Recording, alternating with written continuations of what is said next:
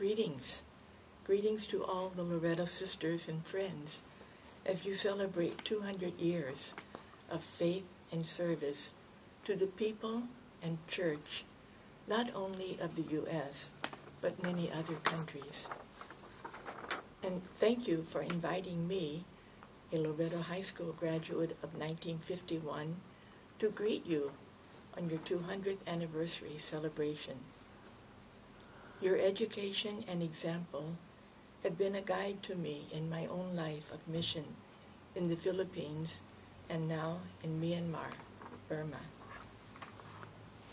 When I tried to identify some highlights of my life with you, one of the first things that popped into my memory was OSJ, OSM, which we would write in the upper right-hand corner of our papers in every school class.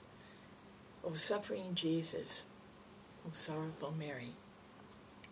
Whatever this meant to the Sisters of Loretto, it has brought you through the years with a very informed compassion for the suffering not only of Jesus, but of all peoples, and with practical, sensitive, loving, and courageous care for our world's needy, marginalized, and exploited peoples, and care for our universe. Anyone from Louisville knows that when one Grenough speaks, there are connections with many other Grenoughs. Our families' lives were shaped by the Sisters of Loretto. We started in grade 1 at Christ the King School, and for 26 years, we were under the care of the Loretto sisters. My oldest sibling, John, started in post-Depression year 1935, and Jeannie, our youngest, finished at Loretto High School in 1965. We couldn't pay tuition, and at times couldn't even pay for the school lunch, which cost only 10 cents subsidized at that time. And despite our drain on the Loretto sisters' income, we were granted scholarships to Loretto High School, and some of us worked part-time to help pay our tuition.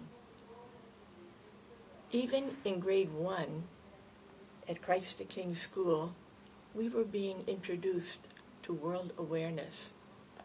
I can remember that I was supposed to be an Eskimo in some kind of a school presentation.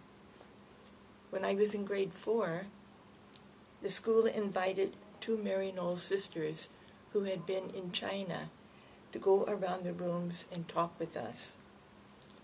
They told of living in China, going village to village, living with the people for 6 weeks before returning to their convents.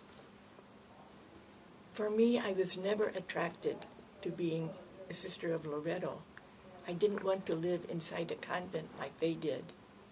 But these Maryknoll sisters, well, that seemed different, and the seeds of my Maryknoll vocation were planted.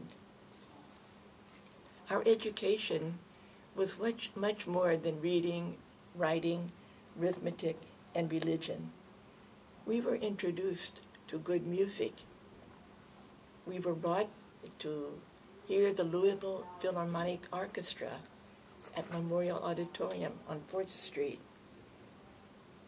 Our teachers knew about us and cared about us. We learned to speak out. We learned to be quiet. We couldn't get away with too many things during school time. And where else in high school could a student take both a classical and practical arts course? I took Latin for 4 years, Spanish 2 years, English, history, religion, plus cooking, sewing, shorthand, and typing. What other high school taught ballet and did operettas? Of course, I much rather would have played basketball and hockey, but we didn't have a gym in those years, in the late 1940s. I can well remember when I was a junior and feeling totally out of place, unhappy, useless, and acting out by throwing paper wads from the library into Sister Philomena's class from which I had been thrown out. And when I was in this purple funk, Sister Emmanuel approached me and invited me to be the assistant editor of the Loretto Journal. I knew nothing about newspapers or writing, but Sister Emmanuel and her staff guided me. They believed in me, and this was a life-changing situation for me. I began to feel self-confident for the first time, and the editing skills I learned in high school continue to be a great help to me, even in Burma. Since my days at Loretto's High School and Christ the King, our life has changed so much. The world, the church, Sisters of Loretto, and Maryknoll. We could not have imagined the changes that are taking place now. Maryknoll is only 100 years, but Loretto are celebrating 200 years. Today, I really congratulate and thank the Sisters of Loretto for having been and continuing to be true pioneers, trailblazers, in the best sense of the word, in religious life, education, and service. Who can calculate the fruits of the millions of students who have gone through your 226 schools in so many countries since your founding in Kentucky in 1812? We had quality education. We learned about the world, and even at that time, we learned that women were not to be treated as second-class people. We were taught issues of justice. I can remember when I was a junior in high school that Dorothy Day was invited to Loretto and talk with us. And in the library, I discovered newspapers and magazines like Integrity and Commonweal. And the values I learned in those readings have been my guide continually until now. I was really very surprised later in life to discover that Loretto Sisters also had missions in China since 1923. And when your sisters were expelled in 1952, just 8 years later, you responded to the church's call for educators in South America. And you opened schools in Bolivia, Peru, and Chile. For me, the current example being shown to the church and society is your beautiful and inspiring inclusiveness. The way you choose new ways of living your ideals. The opening of your congregation to co-members who are welcome to join your ministries regardless of gender or even religious affiliation. You let your co-members share responsibilities and challenges in ministries, leadership, and governance and support. A word I kept hearing from my niece when I was home 3 years ago says it well. This is awesome.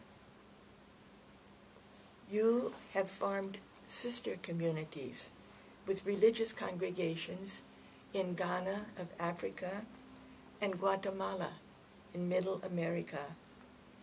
Through these, you offer personal, financial, and educational support to congregations working in very poor circumstances and allowing the sisters to stay in their own culture among their own needy people, you make it possible to provide what they need to offer service, and they do not lose their role, and you help them to be who they are most fully. Being in Myanmar, where the local sisters really have very poor background and opportunities, I can see all the more the value of this approach. Another example of strong faith in service is your response just 3 years ago to the request to establish the Sisters of Loretto in Pakistan.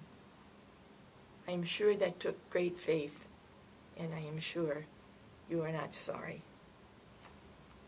Your clear and palpable public leadership continues to be shown in issues of justice and peace, focusing on issues as broad and deep as racism, poverty, economic systems, war, peace, women's needs and rights, relevant education for students and teachers, immigration issues, anti-trafficking. The Sisters of Loretto not only write and talk, you involve your members, your students, your co-members and volunteers. For me, one of the clearest examples of living these principles was when you invited Sister Janine Gramick to join your congregation after the Vatican had pressured her former congregation not to allow her to continue her ministry with gays and lesbians and their families. Sister Catherine Rabbit, your recent president, identified faith and friendship as sustaining you as you celebrate 200 years of history and you look forward to the future. How very true. I and countless others have been inspired, enriched, and blessed by just that, your faith and friendship. Thank you. Thank you for your leadership, faith, friendship, and your inspiring courage.